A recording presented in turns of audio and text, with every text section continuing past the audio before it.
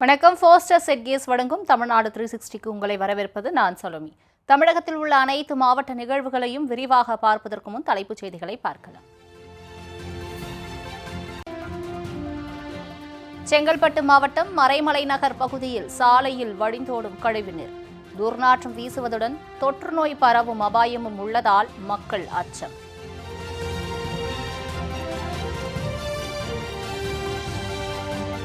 விராலிமலை அருகே கூடுதலாக பேருந்துகளை இயக்க வலியுறுத்தி பொதுமக்கள் சாலை மறியல் போராட்டம்.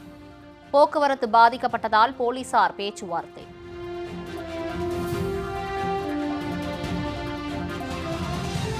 ஆவடி ரயில் நிலையத்தில் பயணிகள் அமர்வதற்காக அமைக்கப்பட்ட இருக்கை தூணை ஒட்டி அமைக்கப்பட்டதால் அமர முடியாத நிலை. ஒப்பந்ததாரர் மீது நடவடிக்கை எடுக்க வலியுறுத்தல்.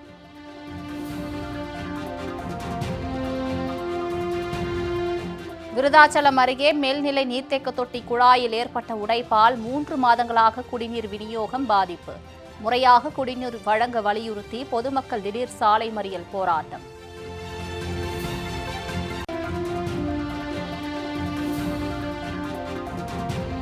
ஆழ்வார் திருநகரி அருகே இடிந்து விழும் நிலையில் உள்ள தொகுப்பு வீடுகள் பொதுமக்களின் அச்சத்தை விவரிக்கும் செய்தி தொகுப்பு.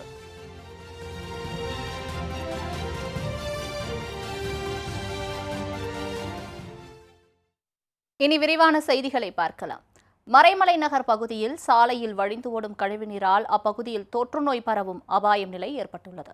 செங்கல்பட்டு மாவட்டம் மறைமலை நகர் அண்ணா சாலையில் 100க்கும் மேற்பட்ட வணிக கட்டடங்கள், தனியார் நிறுவனங்கள், தீயணைப்புத்துறை அலுவலகம், சாலையோர கடைகள் உள்ளன. இந்த சாலையை சுற்று வட்டாரத்தில் உள்ள 10க்கும் மேற்பட்ட கிராம மக்கள் நாள்தோறும் பயன்படுத்தி வருகின்றனர்.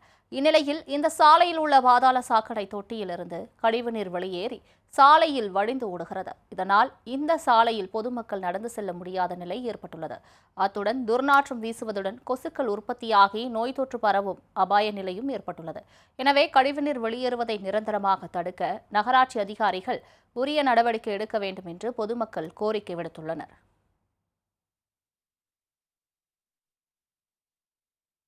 விராலிமலை அருகே கூடுதலாக பேருந்துகளை இயக்க வலியுறுத்தி பொதுமக்கள் சாலை மறியல் போராட்டத்தில் ஈடுபட்டதால் அப்பகுதியில் போக்குவரத்து பாதிக்கப்பட்டது. புதுக்கோட்டை மாவட்டம் விராலிமலை சுற்றுவட்டார பகுதியில் பூமரம், காக்காக்குடி, முல்லையூர், குளவாய்ப்பட்டி உள்ளிட்ட கிராமங்கள் உள்ளன. இந்த கிராமங்களிலிருந்து நாள்தோறும் நூற்றுக்கணக்கான மாணவர்கள் விராலிமலை, சூரியூர், எழுவம்பட்டி ஊர்களில் உள்ள அரசு பள்ளிகளுக்கு அரசு பேருந்தில் சென்று வருகின்றனர். இந்நிலையில் பள்ளி நேரத்தில் ஒரே ஒரு பேருந்து மட்டுமே இயக்கப்பட்டு வருவதால் மாணவர்கள் பேருந்தில் தொங்கிய நிலையில் செல்ல வேண்டிய நிலை ஏற்பட்டுள்ளது. மேலும் வரும் ஒரு பேருந்தும் குறித்த நேரத்தில் வராததால் சரியான நேரத்திற்கு பள்ளிக்கும் பணிக்கும் செல்ல முடியாமல் மாணவர்கள் மற்றும் பொதுமக்கள் தவித்து வருகின்றனர். இதுகுறித்து பலமுறை மனு அளித்தும் நடவடிக்கை எடுக்காததால் ஆத்திரமடைந்த அப்பகுதி மக்கள் விராலிமலை கீரனூர் சாலையில் மறியலில் ஈடுபட்டனர். இதனால் அப்பகுதியில் போக்குவரத்து பாதிக்கப்பட்டது. தகவல் அறிந்து வந்த போலீசார் கூடுதல் பேருந்துகளை இயக்க நடவடிக்கை எடுக்கப்படும் என்று உறுதி அளித்ததை அடுத்து போராட்டம் கைவிடப்பட்டது.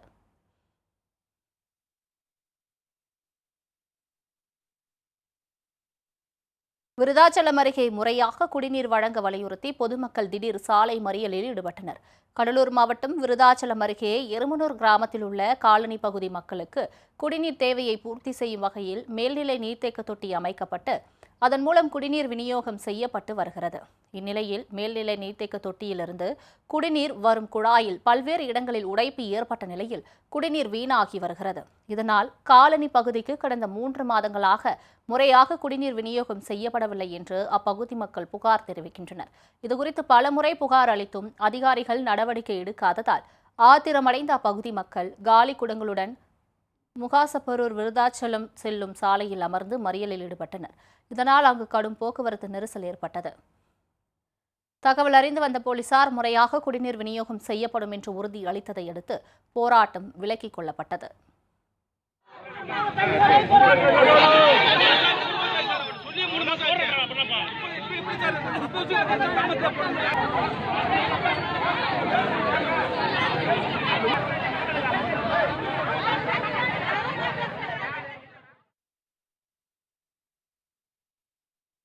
ஆவடி ரயில் நிலையத்தில் பயணிகள் அமர்வதற்காக அமைக்கப்பட்ட இருக்கை அமர முடியாத வகையில் தூணை ஒட்டி அமைக்கப்பட்டதால் பயணிகள் அவதிக்குள்ளாகி வருகின்றனர். சென்னை அடுத்த ஆவடி ரயில்வே நிலையத்திற்கும் நாள்தோறும் ஆயிரக்கணக்கான பயணிகள் வந்து செல்கின்றனர். இந்நிலையில் பயணிகளின் வசதிக்காக ரயில்வே நடைமேடையில் ரயில்வே நிர்வாகம் குடிநீர், கழிவறைகள், இருக்கைகள் உள்ளிட்ட வசதிகளை செய்துள்ளன. ஆனால் ஆவடி ரயில் நிலையத்தின் முதலாவது நடைமேடையில் பயணிகள் பயன்படுத்த ஸ்டீல் இருக்கை வைக்கப்பட்டுள்ளது. இந்த இருக்கை தூண் கட்டுமானத்தை ஒட்டி அமைக்கப்பட்டுள்ளதால் ஒருபுறம் மட்டுமே இந்த இருக்கையை பயன்படுத்த வேண்டிய நிலை உள்ளது. ஒப்பந்ததாரர்கள் மற்றும் அதிகாரிகளின் அலட்சியத்தால் பயணிகள் பயன்பாட்டிற்காக அமைக்கப்பட்ட இருக்கையை முழுமையாக பயன்படுத்த முடியாத நிலை ஏற்படுகிறது. எனவே சம்பந்தப்பட்ட ஒப்பந்ததாரர் மீது அபராதம் விதித்து தகுந்த நடவடிக்கை எடுக்க வேண்டும் என பயணிகள் கோரிக்கை விடுத்துள்ளனர். முதலமைச்சரின் அறிவிப்பை தொடர்ந்து ராமநாதபுரம் அரசு பள்ளியில் வாட்டர் பெல் அடிக்கப்பட்டு மாணவர்கள் தண்ணீர் குடிக்க அறிவுறுத்தப்பட்டது. போதிய அளவு தண்ணீர் குடிக்காததால் உடல்நிலையில் பல்வேறு பாதிப்புகள் ஏற்பட்டு வருகின்றன. இந்நிலையில் மாணவர்களுக்கு தண்ணீர் குடிக்கும் பழக்கத்தை ஊக்குவிக்கும் வகையில் தமிழக முதலமைச்சர் மு.க.ஸ்டாலின் வாட்டர் பெல் திட்டத்தை அறிமுகம் செய்துள்ளார். அதன்படி அரசு பள்ளிகளில் பகல் 11 மணி, 1 மணி, பிற்பகல் 3 மணி என 3 இடைவெளி அறிவிக்கப்பட்டு வாட்டர் பெல் அடிக்க உத்தரவிடப்பட்டுள்ளது. இந்த நேரத்தில் மாணவர்கள் தண்ணீர் குடிக்க அறிவுறுத்தப்பட்டுள்ளது. அந்த வகையில் முதல் நாளான இன்று ராமநாதபுரம் அறிஞர் அண்ணா நடுநிலைப் பள்ளியில் 11 மணி அளவில் இடைவெளி அறிவிக்கப்பட்டு மாணவர்கள் தண்ணீர் குடித்தனர்.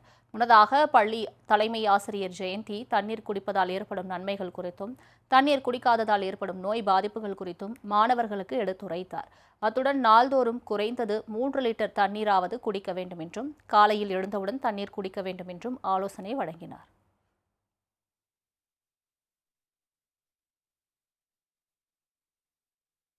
குற்றாலத்தில் சீசன் தொடங்கியுள்ள நிலையில் ஏராளமான சுற்றுலா பயணிகள் குடும்பத்துடன் படகு சவாரி செய்து மகிழ்ந்தனர். தென்காசி மாவட்டம் மேற்கு தொடர்ச்சி மலை அடிவார பகுதியில் இயற்கை எழில் கொஞ்சம் வகையில் அமைந்துள்ள குற்றால அருவிகளில் ஒவ்வொரு ஆண்டும் ஜூன், ஜூலை, ஆகஸ்ட் மாதங்களில் குளு சாரல் சீசன் தொடங்குகிறது. இந்நிலையில் இந்த சீசனை அனுபவிக்கும் வகையில் ஏராளமான சுற்றுலா பயணிகள் குவிந்து வருகின்றனர். இந்நிலையில் சுற்றுலா பயணிகளை மகிழ்விக்கும் வகையில் குற்றாலத்திலிருந்து 5 அருவி செல்லும் சாலையில் அடர்ந்த மரங்கள், இயற்கை சூழலில் நீர்வளத்துறைக்கு சொந்தமான மேல வெண்ணமடை குளத்தில் படகு சவாரி அமைக்கப்பட்டுள்ளது. இதில் சுற்றுலா பயணிகள் குடும்பத்துடன் படகு சவாரி செய்து மகிழ்ச்சி அடைந்தனர்.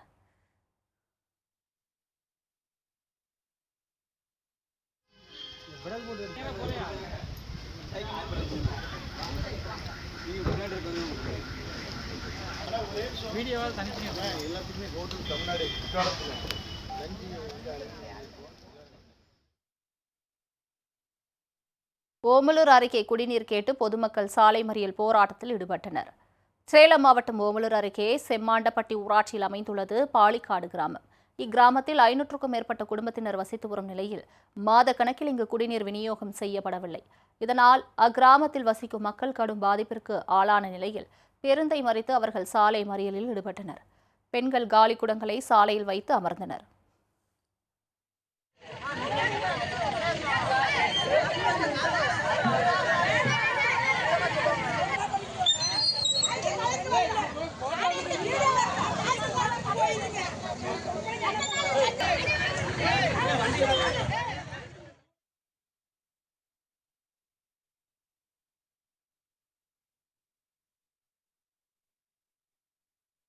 தகவல் அறிந்து வந்த போலீசார் போராட்டத்தில் ஈடுபட்ட மக்களோடு பேச்சுவார்த்தை நடத்தினர்.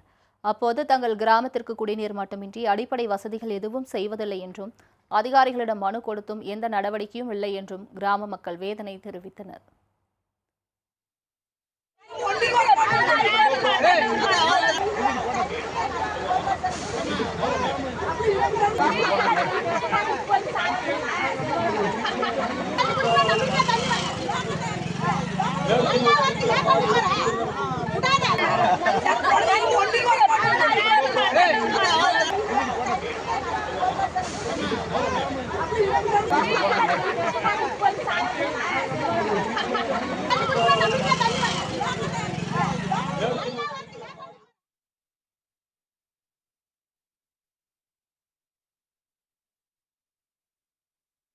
தங்கள் கிராமத்திற்கு முறையாக தண்ணீர் வழங்க வேண்டும், கழிப்பிடங்களுக்கு தண்ணீர் விட வேண்டும், கிராமத்தை தூய்மை செய்ய வேண்டும் என பல்வேறு கோரிக்கைகளை அங்குள்ள மக்கள் விடுத்தனர்.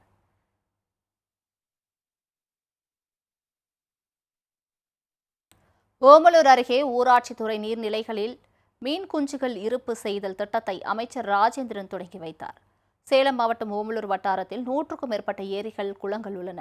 இந்த ஏரிகளில் நாட்டு இன மீன்கள் அதிகமாக உள்ளன. இந்நிலையில் ஊரக வளர்ச்சி மற்றும் ஊராட்சித்துறையின் கீழ் நீர்நிலைகளில் மீன் குஞ்சுகள் இருப்பு செய்தல் திட்டம் தொடங்கப்பட்டுள்ளது. அதன்படி ஓமலூர் அருகே முத்துநாயக்கன்பட்டி ஏரியில் 20,000 மீன் குஞ்சுகள் விடும் நிகழ்ச்சி நடைபெற்றது. இதில் சுற்றுலாத்துறை அமைச்சர் ராஜேந்திரன், மாவட்ட ஆட்சியர் பிருந்தாதேவி ஆகியோர் கட்லா, மிருகால், ரோகு ஆகிய இன மீன் குஞ்சுகளை ஏரியில் விட்டனர். இத்திட்டத்தின் மூலம் சேலம் மாவட்டத்தில் உள்ள அனைத்து ஏரிகளிலும் சுமார் 4 லட்சம் மீன் குஞ்சுகளை விட இலக்கு நிர்ணயிக்கப்பட்டுள்ளது. இதன் மூலம் கிராமப்புற மீனவர்களுக்கு வேலை வாய்ப்பும், மக்களுக்கு உள்ளூரிலேயே மீன் கிடைக்கவும் நடவடிக்கை எடுக்கப்பட்டுள்ளது.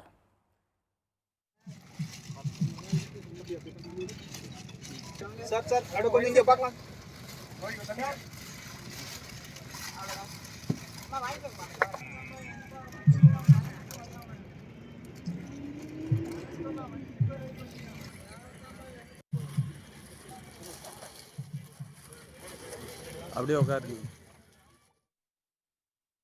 10ஆம் வகுப்பு பொதுத் தேர்வில் மாநில அளவில் 4ஆம் இடமும், தேனி மாவட்ட அளவில் 2ஆம் இடமும் பெற்ற மாணவிக்கு கிராம மக்கள் ஒன்று சேர்ந்து பொன்னாடை அணிவித்து நினைவு பரிசு வழங்கி பாராட்டு தெரிவித்தனர். தேனி மாவட்டம் ஆண்டிப்பட்டி அருகே பாப்பமல்புரம் காந்தி நகரை சேர்ந்தவர் வெங்கடேஸ்வரன் விஜயலட்சுமி தம்பதியினரின் மகள் அனுஷ்கா. இவர் தேனியில் உள்ள தனியார் பள்ளியில் 10ஆம் வகுப்பு படித்த நிலையில் 10ஆம் வகுப்பு பொதுத் தேர்வில் மாநில அளவில் 4ஆம் இடமும், தேனி மாவட்ட அளவில் 2ஆம் இடமும் பெற்று சாதனை புரிந்துள்ளார். இந்நிலையில் மாணவிக்கு பாப்பமால்புரம் கிராம நல குழு சார்பில் பாராட்டு விழா நடத்தப்பட்டது.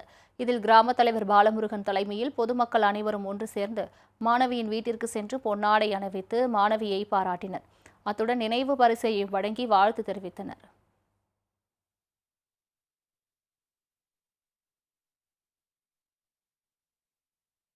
ஹோஸ்டஸ் எட்கியஸின் தமிழ்நாடு 360யில் அடுத்து வருவது உங்கள் ஊர் நிகழ்வுகளை விரைவாக வழங்கும் உள்ளூர் எக்ஸ்பிரஸ்.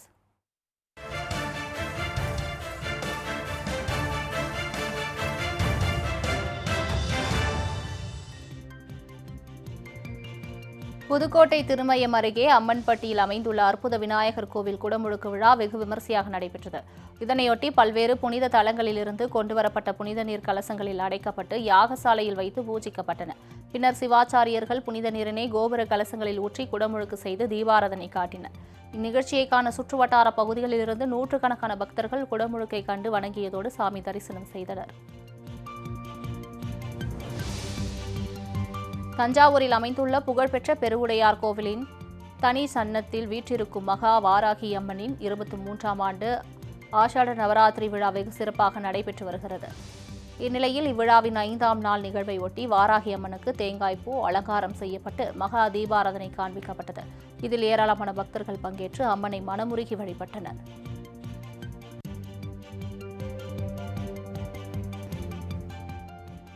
திருவள்ளூர் JN சாலையில் காணப்பட்ட அபூர்வ சிங்கவால் குரங்கினை பொதுமக்கள் ஆர்வமுடன் கண்டு ரசித்தனர். திருப்பதி தேசிய நெடுஞ்சாலையில் அரசு மருத்துவக் கல்லூரி மருத்துவமனை அருகே அமைந்துள்ள JN சாலை பகுதியில் திடீரென சிங்கவால் குரங்கு வந்ததோடு சாலையோரம் கடைகளில் காணப்பட்ட காய்கறிகள் மற்றும் பழ வகைகளை எடுத்து சாப்பிட்டது. இதுகுறித்து தகவல் அறிந்து வனத்துறையினர் 2 நாட்களில் அதனை பிடிப்பதற்கு நடவடிக்கை எடுக்கப்படும் என தெரிவித்துள்ளனர்.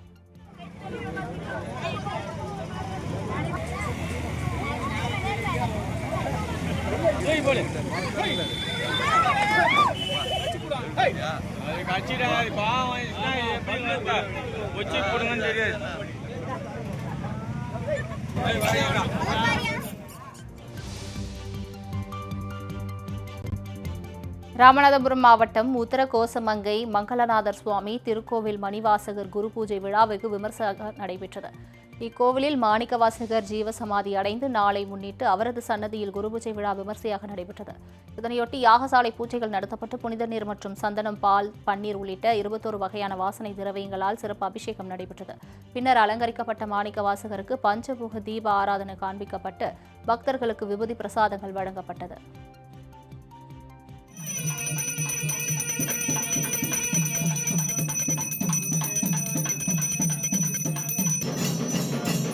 தொடங்கிட்டு போய் தில்லையில போய் முத்தி அடைகிறாருங்க. இன்னைக்கு மாணிக்கவாச பெருமான் முத்தி அடைஞ்ச நாள், இறைவனோட போய் கலந்த நாள். இன்னைக்கு மாணிக்கவாசருக்கும் 63 சேர்த்து ஒரே நாளாக மாணிக்கவாசர் 63 நாயன்மார் குருபூஜை விழா ஒரே நாளாக வச்சு நாங்கள் வழிபட்டு கொண்டு வருகிறோம். நம்ம பேர் ஐயா, நம்ம உத்தரவாசமங்கையில் மௌனசாமிங்கய்யா. நம்ம இந்த குரு பூஜைக்காண்டி இந்த ஒரு 10 நாளைக்கு மட்டும் இந்த மௌனத்தை கலைச்சியும் இருக்குங்கய்யா. மீதி நாள் பூராமே நம்ம எப்போதும் மௌனத்தில் தான் இருப்போம்.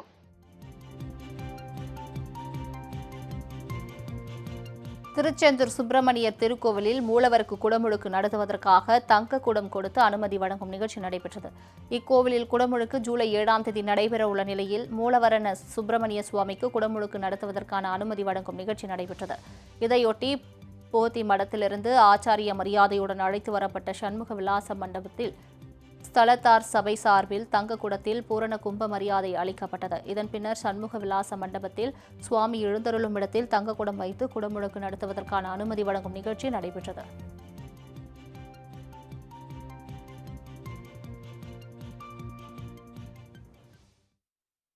ஃபர்ஸ்டர் செட்கேஸ் வழங்கும் தமிழ்நாடு 360யில் மாவட்டங்களில் நடந்த விளையாட்டு செய்திகளை வழங்க வருகிறது விளையாட்டு களம்.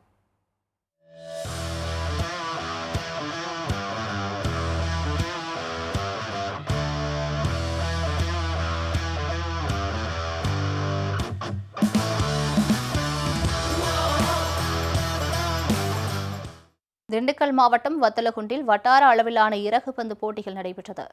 ரோட்டரி சங்கம் சார்பில் நடைபெற்ற வட்டார அளவிலான இறகுப்பந்து போட்டியில் 20க்கும் மேற்பட்ட பள்ளிகளிலிருந்து 10 வயது முதல் 19 வயது வரையிலான விளையாட்டு வீரர் வீராங்கனைகள் பங்கேற்றனர். ஆண்கள் பெண்கள் என தனித்தனியாக ஒற்றையர் மற்றும் இரட்டையர் பிரிவு போட்டிகள் நடைபெற்றதை அடுத்து போட்டிகளில் வெற்றி பெற்ற வீரர் வீராங்கனைகளுக்கு ரோட்டரி சங்க நிர்வாகிகள் பரிசு மற்றும் பதக்கங்களை வழங்கி பாராட்டினர்.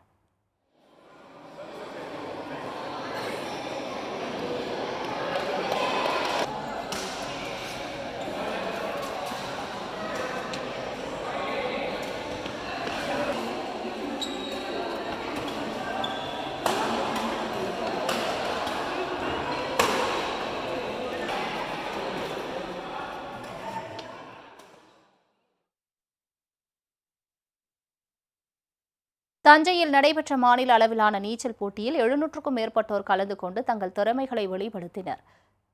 யா ஸ்போர்ட்ஸ் கிளப் நீச்சல் குளத்தில் நடைபெற்ற இப்போட்டியில் சென்னை, திருச்சி, மதுரை, சேலம், காரைக்குடி உட்பட பல்வேறு மாவட்டங்களிலிருந்து 700க்கும் மேற்பட்ட வீரர் வீராங்கனைகள் கலந்து கொண்டனர். இதில் பட்டர்ஃப்ளை, பீச் ஸ்ட்ரோக், பின்வட்ட நீச்சல், ஃப்ரீ ஸ்டைல் ஆகிய பிரிவுகளில் நடைபெற்ற இப்போட்டியில் வீரர் வீராங்கனைகள் தங்கள் திறமையை வெளிப்படுத்தினர்.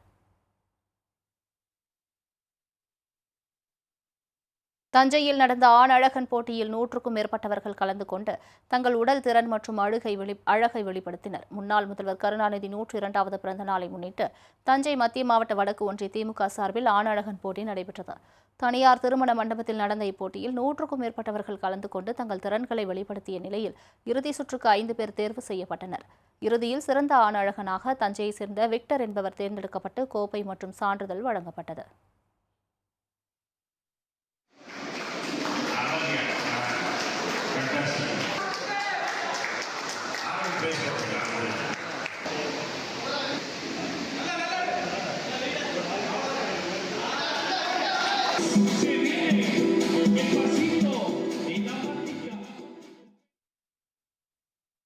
உயர்கல்வியில் சேரவுள்ள மாணவர்களின் சந்தேகங்களை தீர்க்கும் வகையில் ஒரு புதிய முன்னெடுப்பாக நமது மாலை முரசு தொலைக்காட்சியில் தினந்தோறும் மாலை 5 மணிக்கு படிப்போம் ஜெயிப்போம் என்ற நிகழ்ச்சி ஒளிபரப்பாகிறது. உயர்கல்வி தொடர்பான சந்தேகங்களுக்கு துறை சார்ந்த ஆளுமைகள் விளக்கம் அளித்து வருகின்றனர். 100 நாட்களில் 100 படிப்புகள் தொடர்பாக நிபுணர்கள் விளக்கம் அளிக்கின்றனர். அந்த வகையில் இன்று மாலை 5 மணிக்கு ஒளிபரப்பாகும் நிகழ்ச்சியில் கல்வியாளர் சோமசுந்தரம் சிறப்பு விருந்தினராக பங்கேற்று NIRF ரேங்கிங் அடிப்படையில் கல்லூரியை தேர்வு செய்வது எப்படி என்பது குறித்து விளக்க உள்ளார். இது தொடர்பான சந்தேகங்களை மாணவர்கள் தொலைபேசி வாயிலாக கேட்டு பயன்பெறலாம்.